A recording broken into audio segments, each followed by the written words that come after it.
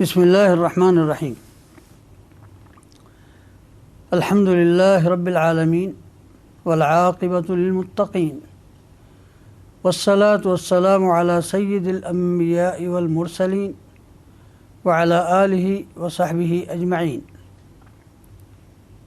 اشہد ان لا الہ الا اللہ وحدہ لا شریک لہ واشہد ان محمدا عبدہ ورسولہ، اما بعد۔ قرآن حکیم کا چوتھا پارہ سورہ آل عمران کی آیت 92 سے لے کر آخر یعنی 200 نمبر آیت تک، اور اس کے بعد سورہ نساء کی ابتدائی 22 آیات پر مشتمل ہے، اور اس کا آغاز اس طرح ہوتا ہے۔ اللہ رب العزت والجلال ارشاد فرماتا ہے: لن تنالوا البر حتى تنفقوا مما تحبون، کہ تم ہرگز نیکی کا مرتبہ نہیں پا سکتے جب تک کہ تم وہ چیز خرچ نہ کرو جو تم پسند کرتے ہو، اور جو کچھ بھی تم اللہ کی راہ میں خرچ کرو گے اللہ تعالیٰ اس کا علم رکھتا ہے۔ اور یہ رد ہے بنی اسرائیل پر کہ جنہوں نے دعویٰ کیا کہ مسلمان ملت ابراہیمی کا پیرو ہونے کا دعویٰ کرتے ہیں، جبکہ ملت ابراہیمی میں تو اونٹ حرام تھا، تو یہ کیسے متبعین ہیں جو اونٹ کا گوشت شوق سے کھاتے ہیں اور کہتے ہیں ہم ابراہیمی ہیں؟ تو اللہ رب العزت والجلال نے ارشاد فرمایا انفاق فی سبیل اللہ تو اس وقت ہوتا ہے کہ جب وہ چیز خرچ کی جائے جو پسندیدہ ہے۔ گویا کہ اشارہ ہے اس سے اگلی آیت کی طرف۔ حضرت اسرائیل علیہ السلام کے زمانے میں یہ سب کچھ کھانا حلال تھا، جس میں اونٹ بھی شامل ہے۔ کل الطعام کان حلا لبنی اسرائیل الا ما حرم اسرائیل علی نفسہ من قبل ان تنزل التوراۃ۔ یہ تو تورات کے نازل ہونے سے پہلے کی بات ہے کہ بنی اسرائیل پر تمام کے تمام کھانے حلال تھے، اور اسرائیل علیہ السلام نے اپنے آپ پر کچھ حرام کر لیا تھا، یعنی اونٹ کا گوشت۔ اشارہ اس کی طرف ہے یہ انہیں بہت پسند تھا، اس کی انہوں نے نظر مانی کہ وہ یہ نہیں کھائیں گے، تو یہ تو ان کا نیکی کا ایک جذبہ تھا، وگرنہ اللہ رب العزت والجلال نے اسے کبھی حرام نہیں کیا۔ اور پھر انہیں تنبیہ کی کہ اس طرح اللہ تعالیٰ پر جھوٹ کیوں بولتے ہو، کہ اس سے فمن افترى على الله الكذب من بعد ذلك فاولئك هم الظالمون، کہ جو اس کے بعد بھی جھوٹ باندھتا ہے وہ تو بڑا ظالم ہے۔ اور ساتھ ہی فرمایا قل صدق اللہ، اللہ سچ فرماتا ہے۔ تو تمہاری نجات اس میں ہے کہ ملت ابراہیمی کی طرف لوٹ آؤ۔ فاتبعوا ملت ابراہیم حنیفا وما كان من المشرکین، وہ مشرکوں میں سے نہ تھے۔ اور پھر اس مناسبت سے ملت ابراہیمی کے مرکز اور اس کے ایک اہم شعار کا ذکر کیا۔ فرمایا ان اول بیت وضع للناس للذی ببکۃ مبارکا وہدی للعالمین، کہ وہ سب سے پہلا گھر جو اللہ کی عبادت کے لیے مقرر کیا گیا وہ ہے جو مکہ میں ہے، جو بابرکت ہے اور سارے جہانوں کی ہدایت کا مرکز اور موجب، اور اس میں نشان بھی ہیں، فیہ آیات بینات، بڑی بڑی نشانیاں ہیں جن کا کچھ ذکر یہاں آتا ہے، کچھ دوسری آیات میں، اس کا امن اور اس کی ہیبت، اصحاب الفیل کی ہلاکت،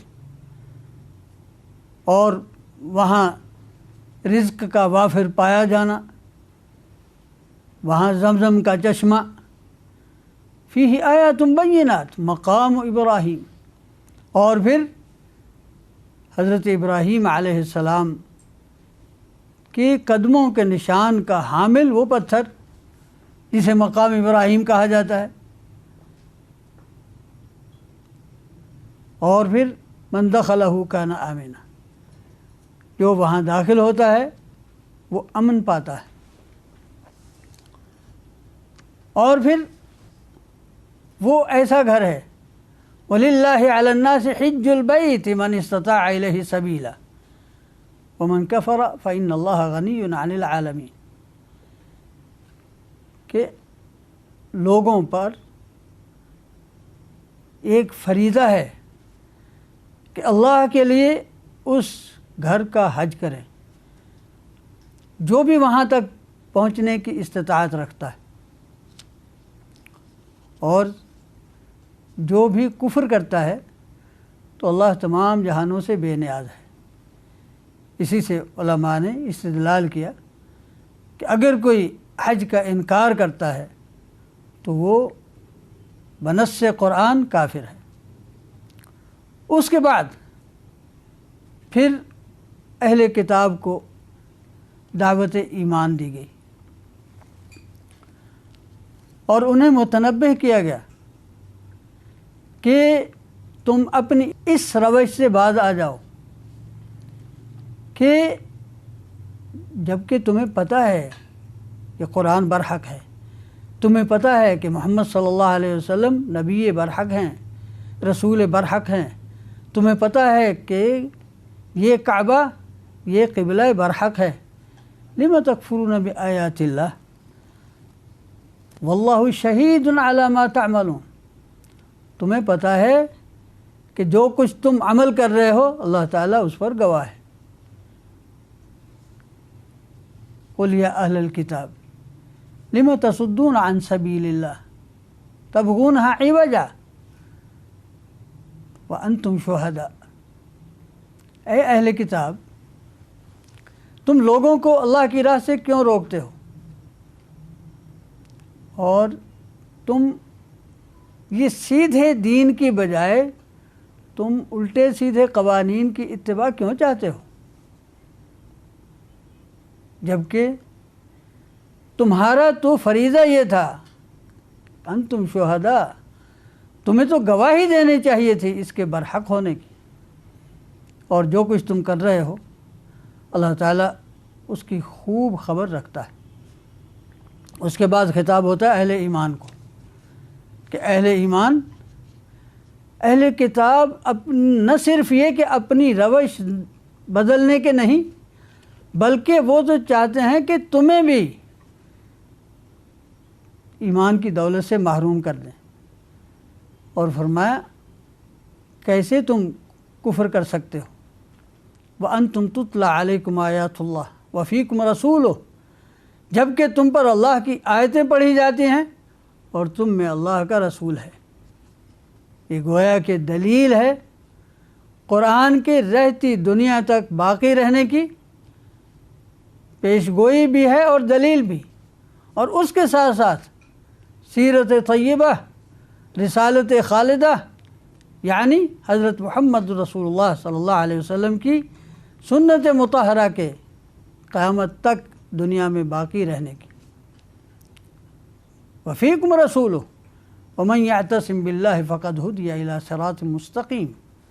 اس کے بعد پھر اہل ایمان کو خطاب ہوتا ہے کہ تمہارا فریضہ کیا ہے۔ بیان فرمایا اتقوا اللہ حق تقاتہ، اللہ کا ایسا تقوی اختیار کرو جیسے اس کا حق ہے، اور وہ حق کیا ہے؟ ولا تموتن الا وانتم مسلمون۔ اور ایسا تقوی، ایسی فرما برداری جو انسان مرتے دم تک جاری رکھے، وہ کیسے ممکن ہے؟ فرمایا واعتصموا بحبل اللہ جمیعا ولا تفرقوا۔ گویا تقوی کا حق اسی وقت ادا کیا جا سکتا ہے جب کہ اللہ کی رسی تمام کی تمام، پوری کی پوری وہ تھامی ہو۔ اللہ کی رسی کو دھاگوں میں تقسیم نہ کرو، پوری رسی کو تھامو، اور دوسرا یہ کہ سب مل کر تھامو، الگ الگ نہ بنو۔ ولا تفرقوا، فرقوں میں تقسیم نہ ہو جانا۔ اور پھر آگے فرمایا کہ یہ تو اتنی بڑی نعمت ہے جو اللہ تعالیٰ نے تمہیں عطا کی، اس سے پہلے تمہارا کیا عالم تھا کہ ایک دوسرے کے خون کے پیاسے تھے، اللہ نے تمہیں بھائی بھائی بنا دیا، تو اس نعمت کی ناشکری نہ کرو۔ اس کا شکر کیسے ادا ہوگا؟ فرمایا کہ اس دین کی حفاظت کرو، علمی طور پر بھی، عملی طور پر بھی۔ وَلْتَكُمْ مِنْكُمْ أُمَّةٌ يَدْعُونَ إِلَى الْخَيْرِ وَيَأْمُرُونَ بِالْمَعْرُوفِ وَيَنْهَوْنَ عَنِ الْمُنْكَرِ۔ تم میں ایک مستقل گروہ ایسا ہونا چاہیے کہ جو لوگوں کو نیکی کی طرف راغب کرے، اچھے کام کا حکم دے، برائی سے روکے، اور فرمایا وہی لوگ فلاح پانے والے ہیں۔ اور پھر دوسرے گروہ کا ذکر کیا کہ جو فرقوں میں بٹ گئے، تو وہ فرمایا وہی لوگ ہیں جن کے لیے دردناک عذاب ہے۔ اور یہ ایسے دن میں اس کا نتیجہ ظاہر ہوگا کہ جس دن اعتصام بحبل اللہ کرنے والے، جماعت کے ساتھ رہنے والے، ان کے چہرے روشن ہوں گے، اور بدعت اور فرقت اختیار کرنے والوں کے چہرے سیاہ ہوں گے، والعیاذ باللہ۔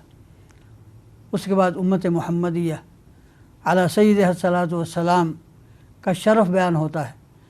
کنتم خیر امت اخرجت للناس تأمرون بالمعروف وتنہون عن المنکر وتؤمنون باللہ، کہ تم بہترین امت ہو جو لوگوں کے لیے نکالی گئی ہے۔ گویا کہ اس امت کا فریضہ ہے کہ پیغام حق لے کر ساری دنیا کو سنائے، اس کے سامنے علمی اور عملی طور پر پیش کرے، اور اللہ پر ایمان کا عملی مظاہرہ کرے، وتؤمنون باللہ۔ اور ساتھ ہی ایک اور بات بھی کہہ دی کہ اگر اہل کتاب بھی مان لیتے تو ان کے لیے اچھا ہوتا، تھوڑے سے ان میں سے ایمان لائیں گے اور اکثر فسق کی راہ پر گامزن رہیں گے۔ ہاں البتہ قرآن نے کلمہ حق کہا، کلمہ عدل کہا، فرمایا کہ وہ سب ایک جیسے نہیں ہیں، ان میں سے کچھ ایسے گروہ بھی ہیں کہ جو حق کی شہادت دیتے ہیں اور نیکی کا حکم دیتے ہیں، برائی سے روکتے ہیں، اور وہ نیکی پر کاربند ہیں۔ وہی مٹھی بھر تھے کہ جو دائرہ اسلام میں داخل ہوئے، اور ان کی تعداد شاید انگلیوں پر گنی جا سکتی۔ اس کے بعد پھر اللہ رب العزت والجلال نے اہل کفر کا انجام بھی بتایا، اور ان کا رویہ بھی بتایا، اور اہل ایمان کو متنبہ فرمایا کہ ان کے ساتھ اہل ایمان کا رویہ کیا ہونا چاہیے۔ چنانچہ فرمایا یا ایھا الذین آمنوا لا تتخذوا بطانة من دونکم لا یألونکم خبالا، کہ تمہارا دلی تعلق اہل ایمان سے ہونا چاہیے، دوسروں کے ساتھ نہیں۔ ان کی تو حالت یہ ہے لا یألونکم خبالا، وہ تو تمہیں نقصان پہنچانے کا کوئی موقع جانے نہیں دیتے۔ ان کی تو خواہش یہ رہتی ہے کہ تمہیں کسی نہ کسی مشکل میں گرفتار رکھیں، کسی نہ کسی مصیبت کا تمہیں سامنا رہے۔ وَدُّوا مَا عَنِتُّمْ قَدْ بَدَتِ الْبَغْضَاءُ مِنْ أَفْوَاهِهِمْ وَمَا تُخْفِي صُدُورُهُمْ أَكْبَرُ۔ اور جو ان کے دلوں کا کینہ ہے وہ ان کے منہوں سے چھن چھن کر باہر آتا ہے، اور جو ان کے سینوں میں پوشیدہ ہے وہ اس سے بڑی چیز ہے۔ لیکن اگر تم صبر اور تقوی کا دامن تھام لو تو پھر تمہیں ان کا مکر، ان کا فریب کچھ نقصان نہیں دے گا، اس لیے کہ وہ جو کچھ کرتے ہیں سب کا سب واللہ بما یعملون محیط، اللہ اسے گھیرے میں لیے ہوئے۔ اس کے بعد پھر واقعات کی شہادت سے اس بات کا اثبات فرمایا کہ وہ وقت یاد کرنے کا ہے کہ جب آپ گھر سے نکلے اور اہل ایمان کو ان کے یعنی مورچوں میں بٹھا رہے تھے۔ یہ غزوہ احد کی طرف اشارہ ہے کہ اہل کفر اپنی ایک بڑی طاقت لے کر اہل ایمان کو ایک طرح سے نیست و نابود کرنے کے لیے والعیاذ باللہ مدینہ کی مختصر سی آبادی پر چڑھ دوڑے، اور اس وقت پھر اس پورے واقعے کی طرف اشارہ ہے کہ کس طرح کچھ لوگوں نے ساتھ چھوڑنے کا فیصلہ کیا، پھر نبی صلی اللہ علیہ وسلم اپنے وفادار ساتھیوں کو لے کر میدان کی طرف نکلے، پھر اس کے تمام جو واقعات پیش آئے اس کی طرف اشارہ کیا گیا ہے اس میں تفصیل کے ساتھ، اور اس بات کی طرف بھی اشارہ کیا گیا کہ نبی صلی اللہ علیہ وسلم کی شہادت کی خبر اڑ گئی اور لوگ ہمت ہار گئے کہ جب نبی صلی اللہ علیہ وسلم ہی دنیا میں نہیں تو اب ہم نے دنیا میں رہ کر کیا کرنا ہے۔ اللہ تعالیٰ نے اس پر متنبہ فرمایا وما محمد الا رسول قد خلت من قبلہ الرسل افإن مات او قتل انقلبتم على اعقابکم ومن ينقلب على عقبیہ۔ ہاں تو فرمایا کہ وہ لوگ تمہارے ساتھ ایسی دشمنی رکھتے ہیں کہ وہ تو چاہتے ہیں کہ تم کسی نہ کسی مسئلے سے دو چار رہو، اور اگر تمہیں کوئی مصیبت پہنچتی ہے تو وہ خوش ہوتے ہیں، اور اگر تمہیں کوئی خوشی نصیب ہوتی ہے تو وہ انہیں اچھی نہیں لگتی، اور اگر تم صبر اور تقوی کا دامن تھامے رہو تو وہ جو کچھ کرتے ہیں اللہ تعالیٰ اسے گھیرے میں لیے ہوئے۔ اس کے بعد غزوہ احد کی طرف اشارہ ہوتا ہے۔ غزوہ احد میں معلوم ہے کہ نبی اکرم صلی اللہ علیہ وآلہ وسلم نے کچھ لوگوں کو حکم دیا تھا کہ تم اس درے پر رہو گے اور کچھ بھی نتیجہ نکلے تم نے یہ جگہ چھوڑنا نہیں ہے، لیکن ہوا یہ کہ جب پہلے حملے میں لشکر اسلام نے اہل کفر کے علم بردار کو قتل کر دیا، ان کے بہت سے لوگ کھیت رہے، ان کے قدم اکھڑ گئے، تو لوگ بھی مال غنیمت سمیٹنے لگے، درے کے لوگ بھی اسی لالچ میں درہ چھوڑ کر ان کے شریک ہو گئے۔ تو اس بات پر اللہ رب العزت والجلال نے اس واقعے کے بیان کے درمیان متنبہ فرمایا کہ یہ جو کچھ ہوا یہ تمہاری دنیا کی طرف رغبت کے سبب ہوا، تو دنیا میں رغبت کے سبب سے یہ واقعہ پیش آیا، اور فرمایا کہ یا ایھا الذین آمنوا لا تأکلوا الربا اضعافا مضاعفا، کہ ایمان والو یہ کئی گنا سود نہ کھاؤ، واتقوا اللہ، اللہ کا تقوی اختیار کرو۔ لعلکم تفلحون واتقوا النار التي اعدت للكافرين وسارعوا الى مغفرة من ربكم وجنة عرضها السماوات والارض اعدت للمتقين الذين ينفقون في السراء والضراء والكاظمين الغيظ والعافين عن الناس واللہ يحب المحسنین.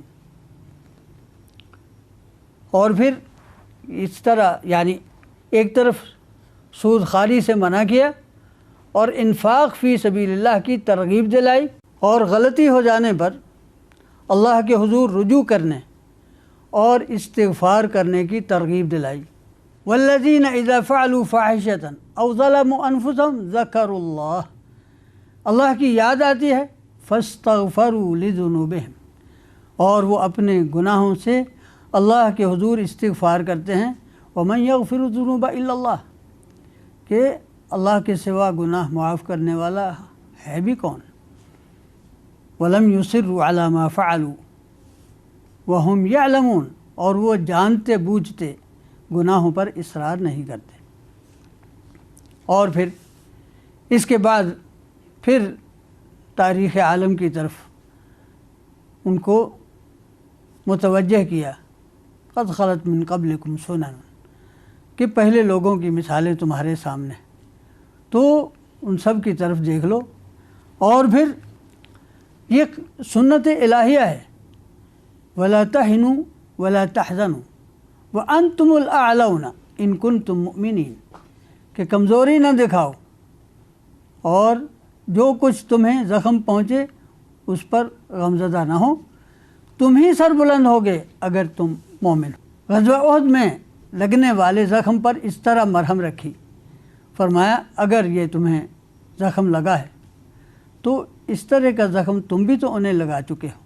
وَتِلْكَ الْأَيَّامُ نُدَاوِلُهَا بَيْنَ النَّاسِ، یہ تو ہم اپنی حکمت بالغہ اور مشیت قاہرہ کے مطابق یہ دن یعنی فتح و شکست کے پھیرتے رہتے ہیں، کبھی ایک فریق جیتتا ہے تو کبھی دوسرا.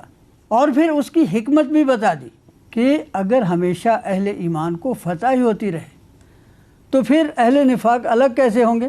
وَلِيُمَحِّصَ اللَّهُ الَّذِينَ آمَنُوا، کہ اہل ایمان کو ممتاز اور متمیز بھی تو کرنا ہے، اور یہ اللہ کا فیصلہ ہے. وَيَمْحَقَ الْكَافِرِينَ، کہ کفر کا نام و نشان مٹانا ہے. اور اسی جنگ میں معلوم ہے کہ یہ افواہ بھی پھیلی تھی کہ نبی اکرم صلی اللہ علیہ وسلم معاذ اللہ شہید ہو گئے. تو کچھ لوگ اس طرح دل گرفتہ ہوئے، شکستہ خاطر ہوئے کہ ہتھیار پھینک کر بیٹھ گئے. تو اللہ رب العزت والجلال نے اس پر متنبہ فرمایا کہ تمہارا تعلق ایک نظریے سے ہے، تمہارا تعلق اللہ رب العزت والجلال کی توحید سے ہے، تمہارا تعلق قرآن کی تعلیم خالد سے ہے، تم رسالت خالدہ کے امین اور نقیب ہو. جہاں تک حضرت محمد صلی اللہ علیہ وسلم کا تعلق ہے، وما محمد الا رسول، وہ ایک رسول ہی تو ہیں. قد خلت من قبلہ الرسل، ان سے پہلے بھی رسول گزرے. افإن مات او قتل انقلبتم علی اعقابکم، اگر وہ فوت ہوتے ہیں یا شہید ہو جاتے ہیں تو کیا تم پھر سے مرتد ہو جاؤ گے. اور اگر کوئی اس طرح کرتا ہے وَمَن يَنْقَلِبْ عَلَىٰ عَقِبَيْهِ، اگر کوئی اپنی ایڑیوں کے بل پھرتا ہے، پھر سے کفر کی دلدل میں جا گرتا ہے، تو اللہ کو تو وہ کوئی نقصان نہیں پہنچا سکتا.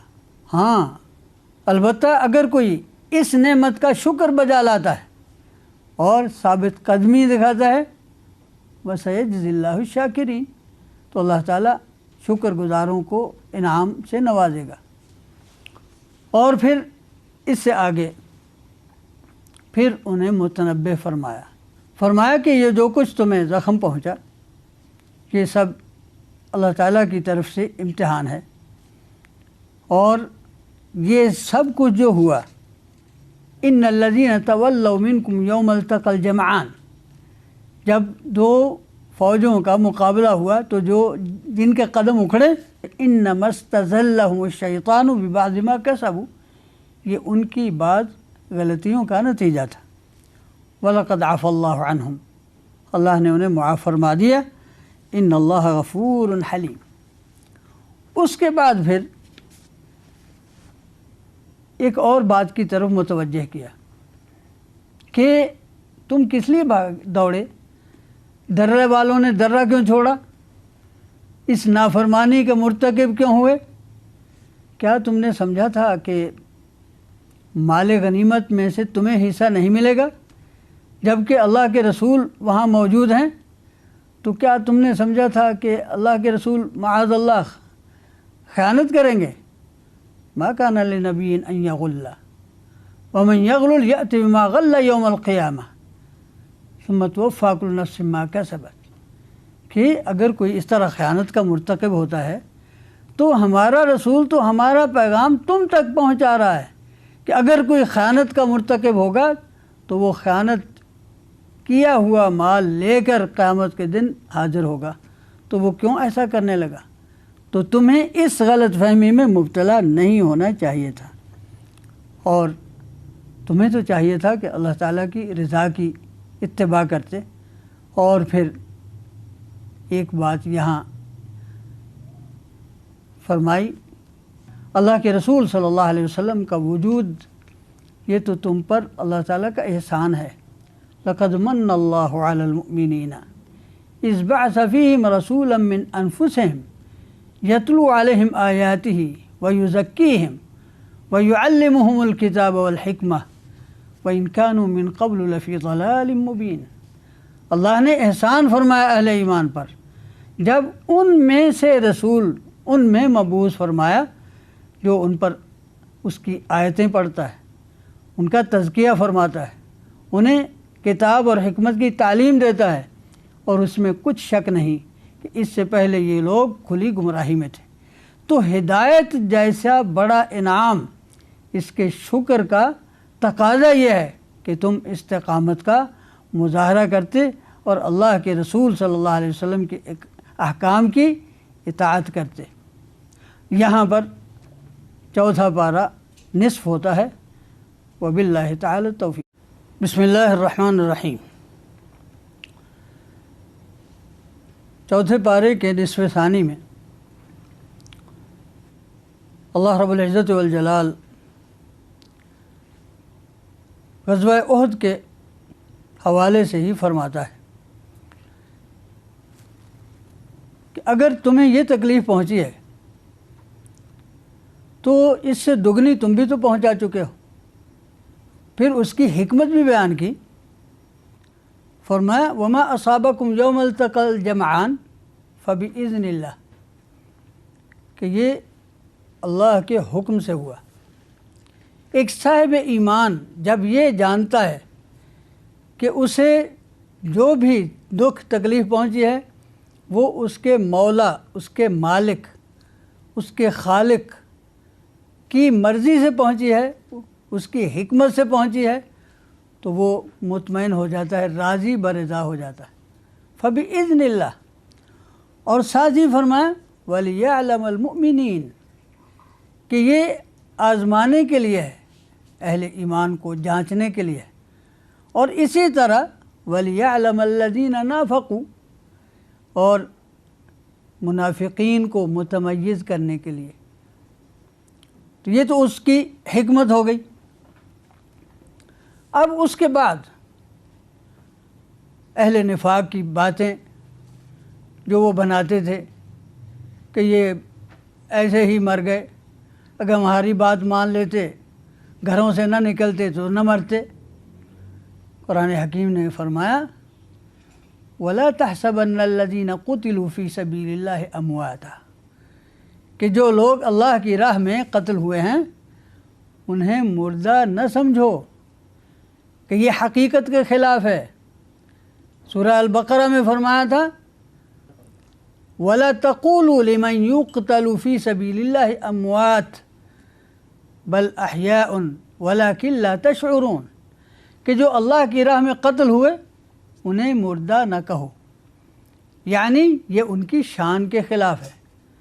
سورہ آل عمران میں فرمایا وَلَا تَحْسَبَنَّ الَّذِينَ قُتِلُوا فِي سَبِيلِ اللَّهِ أَمْوَاتًا، مت سمجھو ان لوگوں کو جو اللہ کی راہ میں قتل ہو گئے ہیں کہ وہ مرے ہوئے ہیں، بل احیاء عند ربهم یرزقون، وہ اللہ کے حضور زندہ ہیں، انہیں رزق دیا جاتا ہے، اور وہ تو اس بات پر خوش ہیں فرحین بما آتاہم اللہ من فضل، کہ اللہ تعالیٰ نے اپنے فضل سے جو کچھ انہیں عنایت فرمایا ہے۔ حدیث میں ہے کہ غزوہ احد کے شہداء، جن میں حضرت جابر رضی اللہ عنہ کے والد عبداللہ ابن عمرو ابن حرام بھی تھے، رسول اللہ صلی اللہ علیہ وسلم نے فرمایا کہ اللہ تعالیٰ کے حضور ان لوگوں نے تمنا کا اظہار کیا کہ ہمیں ایک بار پھر دنیا میں بھیجا جائے تاکہ ہم ایک بار پھر تیری راہ میں شہید ہوں۔ اللہ رب العزت والجلال نے فرمایا کہ یہ تو ہمارا فیصلہ نہیں ہے، ایک دفعہ جو موت کا ذائقہ چکھ لے اسے دوبارہ دنیا میں نہیں بھیجا جاتا۔ تو انہوں نے کہا کہ ہمارا پیغام پہنچا دیں کہ ہم اللہ کی طرف سے انعام پا کر خوش ہیں۔ تو یہ آیات اتری کہ وَلَا تَحْسَبَنَّ الَّذِينَ قُتِلُوا فِي سَبِيلِ اللَّهِ أَمْوَاتًا بَلْ أَحْيَاءٌ عِندَ رَبِّهِمْ يُرْزَقُونَ فَرِحِينَ بِمَا آتَاهُمُ اللَّهُ مِنْ فَضْلِهِ، کہ اللہ تعالیٰ نے اپنے فضل سے انہیں جو کچھ عنایت کیا ہے اس پر بڑے خوش ہیں۔ وَيَسْتَبْشِرُونَ بِالَّذِينَ لَمْ يَلْحَقُوا بِهِمْ مِنْ خَلْفِهِمْ، اور جو لوگ انہی کے راستے پر، ان کے بھائیوں سے، ان کے بیٹوں سے، جب وہ سمجھتے ہیں کہ وہ بھی ہمارے راستے پر ہی چل رہے ہیں تو ان کے متعلق بھی وہ خوش ہوتے ہیں کہ جس طرح ہم منزل پا چکے تو وہ بھی انشاءاللہ کامیابی سے ہم کنار ہوں گے۔ اللہ خوف علیہم ولا ہم یحزنون، اور کسی قسم کا انہیں بھی خوف نہیں ہوگا، نہ انہیں غم ہوگا۔ اور پھر ایک اور واقعے کی طرف اشارہ ہوا، وہ استقامت جس کا مظاہرہ مجاہدین میدان احد نے وہ زخم کھانے کے بعد کیا کہ ایک شخص نے انہیں خبر دی، جیسا کہ تاریخ کی روایات میں ہے کہ ابو سفیان نے ایک فاصلے پر جا کر سوچا کہ یہ ہم سے غلطی ہو گئی، کام تمام کیے بغیر ہی چلے آئے۔ انہوں نے منصوبہ بنایا کہ اب پھر حملہ کرتے ہیں۔ تو ایک شخص نے آ کر خبر دی کہ وہ لوگ جمع ہو رہے ہیں، ان الناس قد جمعوا لکم فاخشوہم، کہ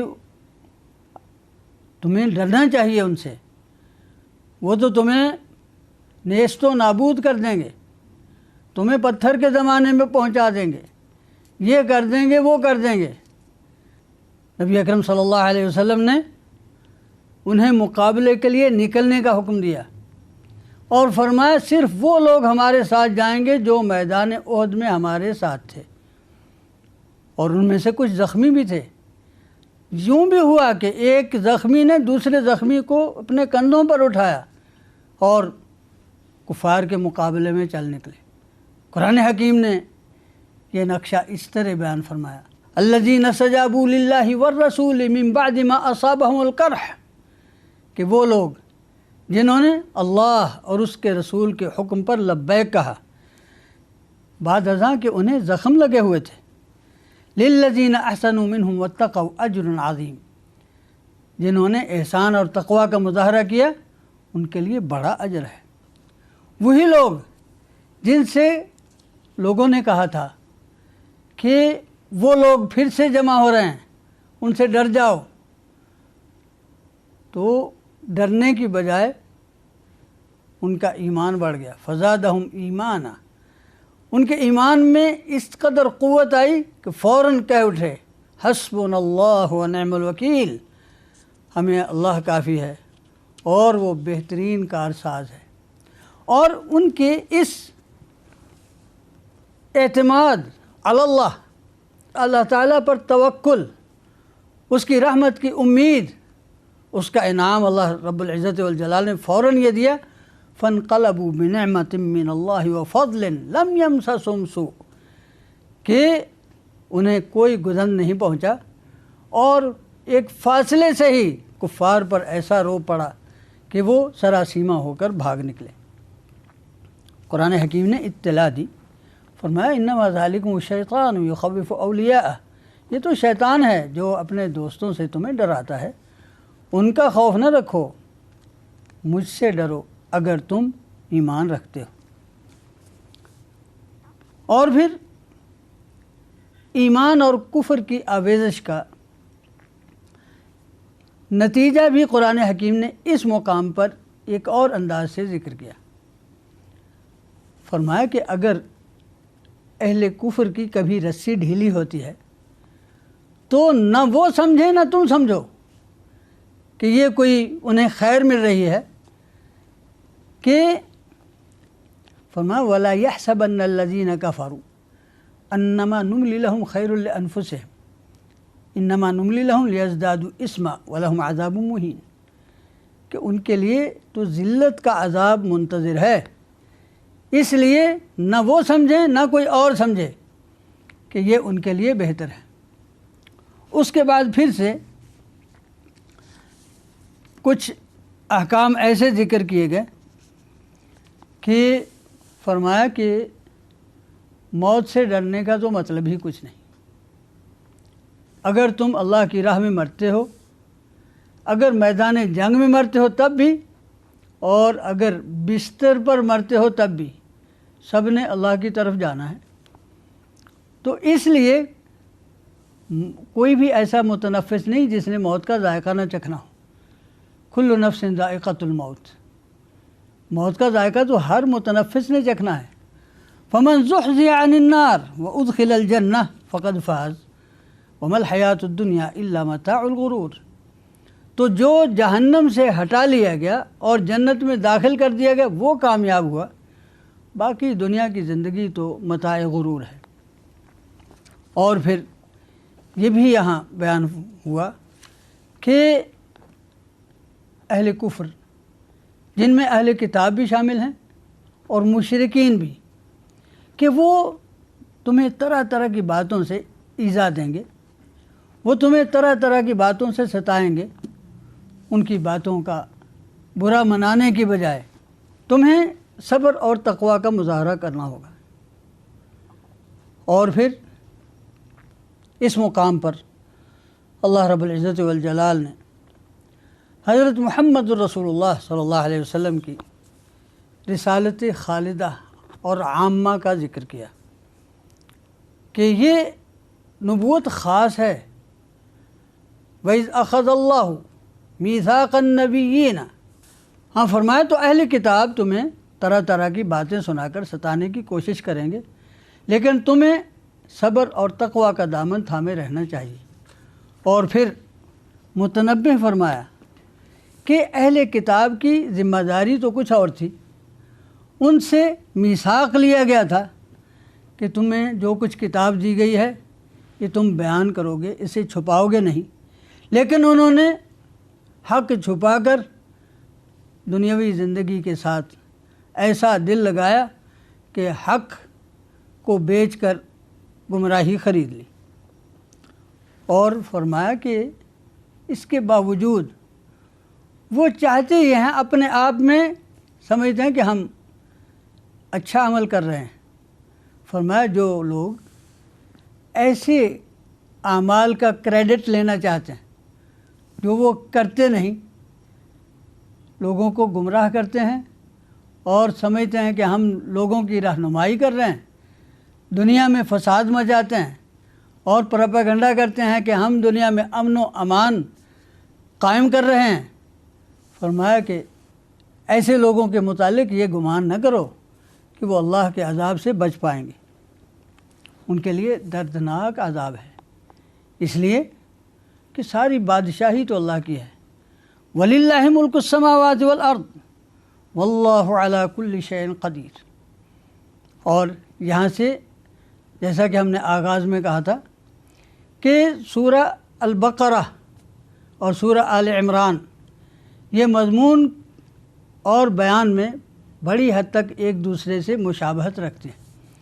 تو جس طرح سورہ البقرہ کا اختتام للہ ما فی السماوات و ما فی الارض ان آیات پر ہوا تھا، جن کا آغاز اس جملے سے ہوتا ہے وَإِن تُبْدُوا مَا فِي أَنفُسِكُمْ أَوْ تُخْفُوهُ يُحَاسِبْكُم بِهِ اللَّهُ، اسی طرح سورہ آل عمران بھی اسی مضمون کی آیات پر یہ تکمیل کی طرف بڑھ رہی ہے۔ چنانچہ فرمایا إِنَّ فِي خَلْقِ السَّمَاوَاتِ وَالْأَرْضِ وَاخْتِلَافِ اللَّيْلِ وَالنَّهَارِ لَآيَاتٍ لِأُولِي الْأَلْبَابِ۔ یہ وہ آیات ہیں سورت کے اختتام تک جو نبی اکرم صلی اللہ علیہ وسلم جب تہجد کے وقت اٹھتے تو سب سے پہلے آسمان کی طرف نگاہ اٹھاتے اور یہ آیات پڑھتے کہ زمین و آسمان کی تخلیق میں، دن رات کے آنے جانے میں بڑی نشانیاں ہیں عقل مندوں کے لیے۔ وہ لوگ جو اللہ کا ذکر کرتے ہیں، الذین یذکرون اللہ قیاما وقعودا وعلی جنوبہم ویتفکرون فی خلق السماوات والارض ربنا ما خلقت ھذا باطلا سبحانک فقنا عذاب النار۔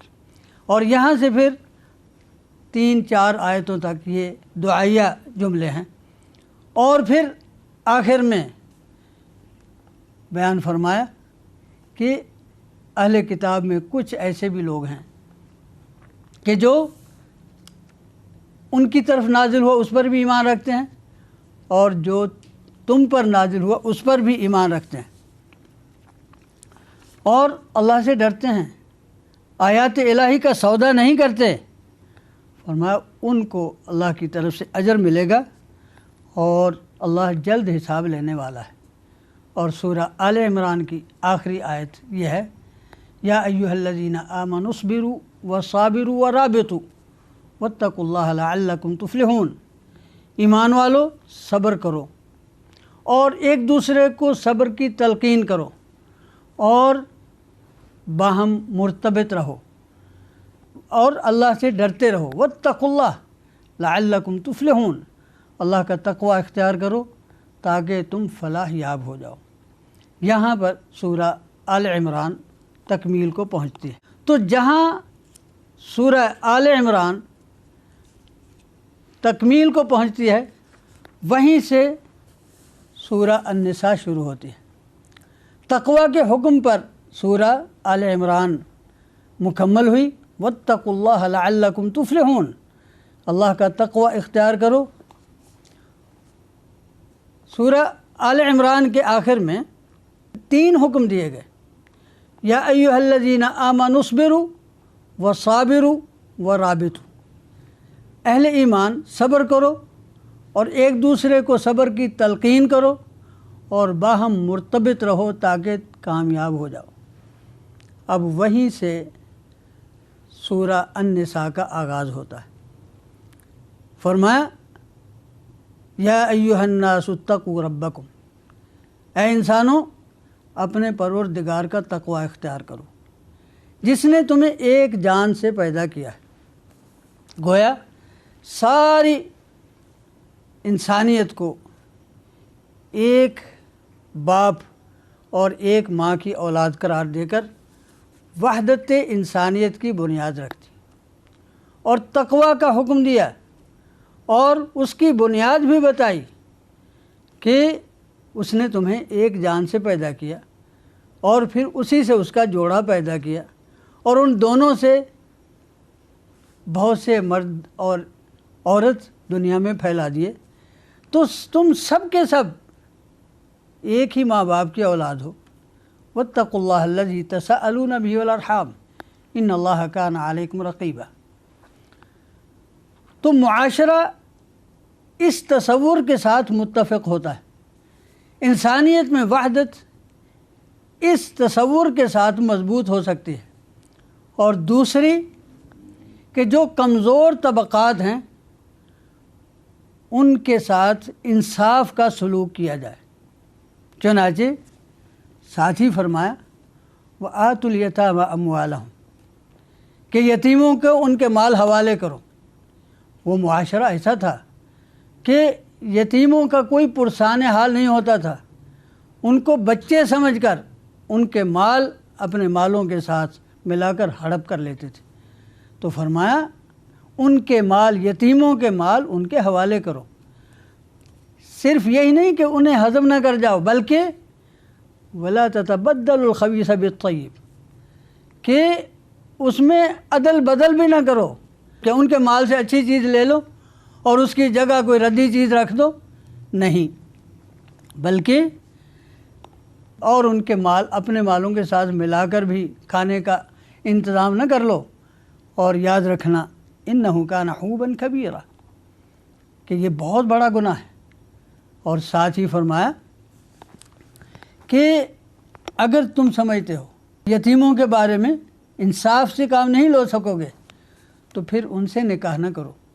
وہ لوگ یتیم بچیوں سے اس لیے بھی نکاح کر لیتے تھے کہ یہ کوئی مطالبہ نہیں کر پائے گی یا ان کی جائیداد پر ہم قبضہ کر لیں گے۔ تو قرآن حکیم نے فرمایا کہ اگر ان کے ساتھ تم انصاف نہیں کر سکتے تو ان کے ساتھ یہ تعلق نہ کرو، ان کے ساتھ نکاح نہ کرو، بلکہ ان کے علاوہ فَانكِحُوا مَا طَابَ لَكُم مِّنَ النِّسَاءِ مَثْنَىٰ وَثُلَاثَ وَرُبَاعَ۔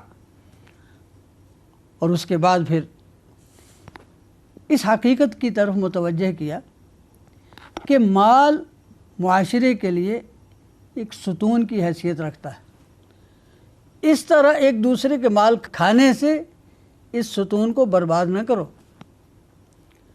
اور کبھی اگر وہ یتیم مال سنبھالنے کے قابل نہیں ہوئے تو ان کے حوالے کر کے مال ضائع نہ کرو، بلکہ جب تک وہ سنبھل نہیں جاتے اور اپنی جائیداد اپنے ہاتھ میں لینے کے قابل نہیں ہو جاتے تم نگران بن کر ان کے اموال کی حفاظت کرو، اس لیے کہ یہ مال ان کے نہیں ہیں، یہ پورے معاشرے کا نقصان ہوتا ہے اس طرح کا مال ضائع ہونے سے۔ اور ساتھ ہی یہ بھی فرما دیا کہ یہ جو مال ہیں کہ کوئی یتیموں کا مال حق نہیں دیتا، کوئی عورتوں کا حق نہیں دیتا۔ یاد رکھنا اللہ تعالیٰ نے سب کا حق رکھا ہوا ہے۔ اگر کوئی مرد ہے للرجال نصیب مما ترک الوالدان والاقربون وللنساء نصیب مما ترک الوالدان والاقربون، مردوں کا حق ہے ان کے جو والدین اور اقارب مرتے ہیں ان میں ان کا حصہ ہے، اسی طرح اگر عورت کے والدین یا ان کے اقارب مرتے ہیں تو وہ بھی اسی طرح وارث ہیں، تو ہر حقدار کو اس کا حق دو۔ اور آخر میں ساتھ ہی متنبہ فرمایا کہ جو یتیموں کا مال کھاتے ہیں انہیں ڈرنا چاہیے، وَلْيَخْشَ الَّذِينَ لَوْ تَرَكُوا مِنْ خَلْفِهِمْ ذُرِّيَّةً ضِعَافًا خَافُوا عَلَيْهِمْ کہ یہ تو کسی کے یتیم بچے ہیں، ان کے اپنے بچے بھی تو یتیم ہو سکتے ہیں، اگر ان کے ساتھ ایسا سلوک ہو تو ان کا تصور کیسا ہو۔ اور ساتھ ہی متنبہ فرمایا کہ جو لوگ یتیموں کا مال اس طرح ناحق کھاتے ہیں یہ نہ سمجھیں کہ ہم کسی کا مال ہڑپ کر رہے ہیں، انما یأکلون فی بطونہم نار جہنم، وہ جہنم کی آگ اپنے پیٹوں میں انڈیر رہے ہیں، وسیصلون سعیرا، اور عنقریب وہ جہنم کا ایندھن بنیں گے۔ اس کے بعد پھر اللہ رب العزت والجلال نے وراثت کا قانون بیان فرمایا، یوصیکم اللہ فی اولادکم للذکر مثل حظ الانثیین۔ ان دو آیات میں وراثت کے اس قدر جامع یعنی یہ بیان ہے کہ کوئی شاذ ہی مسئلہ ان سے الگ ہوتا ہے، اور پھر ان تمام یعنی حصص فرائض کو بیان کرنے کے بعد ساتھ ہی اس کی حکمت بھی بیان فرما دی کہ کوئی سمجھتا کہ شاید ان کو نہیں دینا چاہیے، فرمایا آباؤکم و ابناؤکم لا تدرون ایہم اقرب لکم نفعا فریضۃ من اللہ، یہ تمہارے ماں، یہ تمہارے باپ، یہ تمہارے بیٹے، اللہ ہی جانتا ہے کہ تمہارے لیے ان میں نفع مند کون ہے۔ تو یہ جو مقرر کیے ہوئے حصے ہیں یہ اللہ نے مقرر کیے ہیں، فریضۃ من اللہ، اللہ کے مقرر کردہ حصے ہیں۔ ان اللہ کان علیما حکیما، اور اللہ علم والا اور حکمت والا ہے۔ اور ساتھ ہی ان مقرر کردہ حصوں کی پابندی کے متعلق بھی فرما دیا۔ یہ ہمیں غور سے سننا چاہیے۔ فرمایا تلک حدود اللہ، یہ اللہ کی مقرر کردہ حدیں ہیں۔ ومن یطع اللہ ورسولہ، جو اللہ اور اس کے رسول کی اطاعت کرتا ہے، یدخلہ جنات تجری من تحتہا الانہار، وہ اسے ایسے باغات میں داخل کرے گا جس میں دریا اور نہریں بہتی ہیں۔ وذالک الفوز العظیم، یہ بڑی کامیابی ہے۔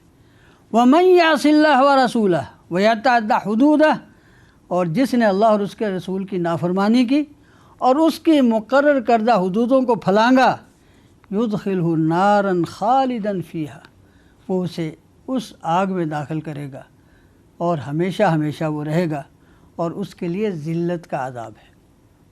اس کے بعد پھر معاشرے میں اصلاح کے لیے کچھ قوانین بیان فرماتا ہے اللہ رب العزت والجلال، اور پھر ایک قانون بھی بیان فرمایا کہ عورتوں کے زبردستی وارث نہ بنو۔ زمانہ جاہلیت میں لوگ عورت کے زبردستی وارث بن جاتے تھے۔ جب کسی کا خاتون کا باپ یا اس کا شوہر فوت ہوتا تو اسے اپنے یعنی مال کے ساتھ شامل کر لیتے، کوئی اس کے ساتھ نکاح کر لیتا، کوئی نکاح نہیں کرتا، ویسے ہی اسے یعنی باندیوں کی طرح مجبور کر کے رکھ دیتا۔ تو قرآن نے کہا لا یحل لکم ان ترثوا النساء کرہا، کہ زبردستی ان کے وارث نہ بنو، اور پھر نکاح کے بھی حدود و قیود مقرر کر دیے۔ اور اس سے آگے یعنی محرمات، جنہیں محرمات ابدیہ کہا جاتا ہے، کہ جن کے ساتھ ہمیشہ ہمیشہ کے لیے نکاح حرام ہے، ان کی فہرست ہے سورہ نساء کی ان آیات میں، حرمت علیکم امہاتکم و بناتکم الی آخر۔ تو ان آیات پر چوتھا پارہ مکمل ہوتا ہے۔ وباللہ تعالی توفیق۔